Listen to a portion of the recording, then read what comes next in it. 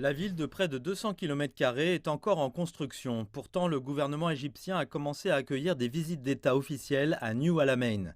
En juillet, le conseiller d'État chinois et ministre des Affaires étrangères, Wang Yi, est devenu le Premier ministre à diriger une délégation officielle vers la nouvelle attraction sur la mer Méditerranée. C'est ma première visite à Alamein et pour assister à cette nouvelle ville qui se développe et s'épanouit. Nous espérons qu'elle deviendra une grande destination touristique grâce à vos efforts et à ceux du peuple égyptien. Cette ville possède l'une des plus belles plages du monde et les rayons de soleil les plus chauds du monde. La Chine étend sa coopération avec l'Égypte pour construire une ville moderne à New Alamein.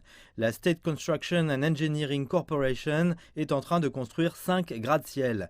Atteignant jusqu'à 250 mètres de haut, ils vont être l'icône de la partie sud de la ville.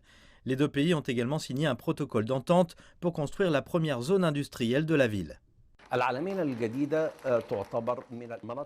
New Alamein est l'un des principaux projets égyptiens qui attirent les investissements étrangers. L'Égypte souhaite bénéficier de l'expertise de la Chine dans les fondations de villes, la construction et l'industrialisation. New Alamein est l'une des 21 villes de 4e génération que l'Égypte est en train de construire. Elle devrait devenir un pôle économique et de développement. Ce sera une attraction internationale. Le gouvernement égyptien dit qu'il construit 2 universités, des musées, un opéra et des théâtres à New Alamein. Un train à grande vitesse reliera l'ouest du Caire à cette région côtière prometteuse.